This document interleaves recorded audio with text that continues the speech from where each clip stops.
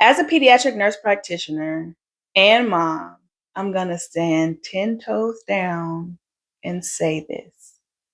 You cannot spoil a newborn by holding them. In today's video, I want to talk a little bit about something that can be a little controversial.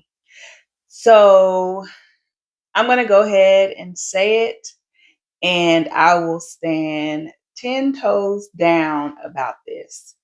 You cannot spoil a newborn.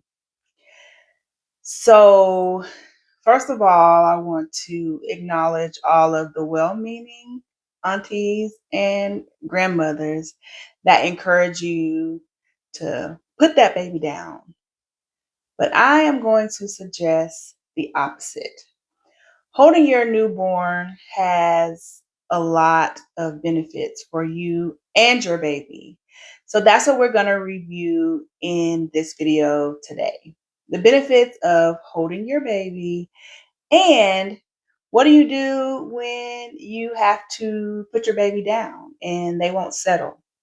So that's what will be covered in today's video. The first thing I want to talk about is that crying is a form of communication. So they are uncomfortable in some way and are trying to communicate that they have a need. Your baby is too small to manipulate a situation into being held. And remember, you have been holding them for the last 9 to 10 months typically. So it's just a place of safety and comfort for them. And holding them and responding to their attempt to communicate with you also builds trust and a secure attachment. Let's take it a step further and talk about the benefits of skin to skin, because if you're holding them, why not? So holding your baby skin to skin, it regulates their temperature, it can regulate their heart rate, and it can also regulate their breathing. If you are breastfeeding, it can promote breastfeeding success. Skin to skin can help with your milk supply, and have the baby being close to the breast can encourage latching and breastfeeding. The other thing that skin to skin is good for is that it can reduce stress for you and your baby. It creates that bonding hormone that can create those secure attachments that you want. Now, one thing that I did, because as I said, I believe in holding your newborn, is I practice baby wearing.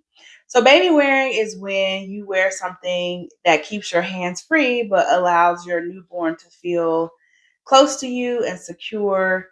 Now, I don't have a particular baby wearing product that I promote, but just make sure that it is one that helps with healthy hip positioning and that is marketed for the particular weight that your baby is, because it's important if you practice baby wearing to make sure that you do it safely.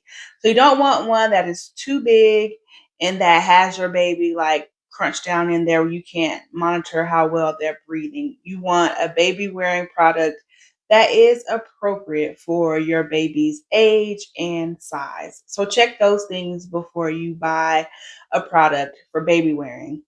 The other thing I will encourage you to do if you have a baby that likes to be held is lean into your support system.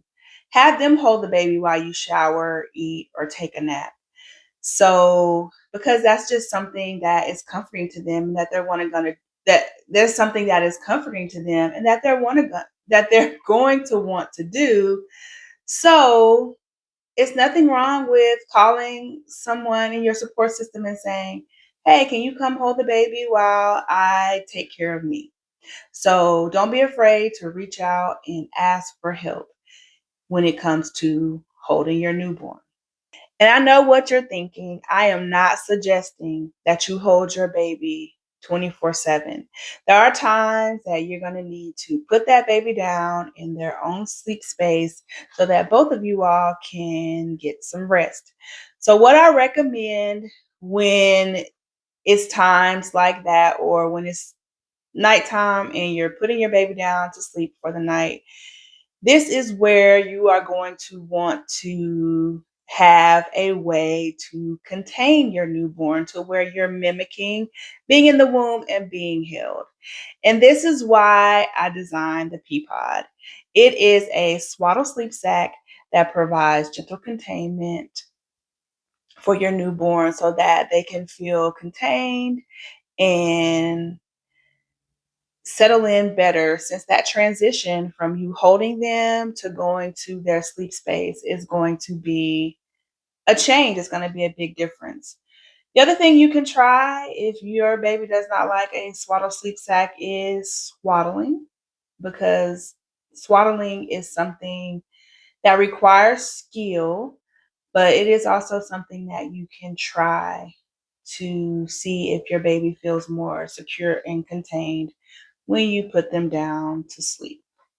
Today, I just want to encourage you and say that this period of time where your baby is totally dependent on you and is loving the contact naps and being held is only going to last for a short amount of time.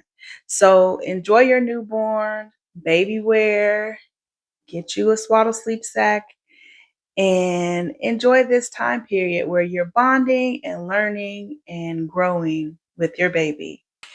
If you found this video helpful, subscribe for weekly newborn care education that simplifies the first 12 weeks and is designed to help reduce the overwhelm that is sometimes experienced with having a newborn. If you're interested in additional resources that are offered by NurtureWorks, please feel free to visit thenurtureworks.com. Newborn care made simple.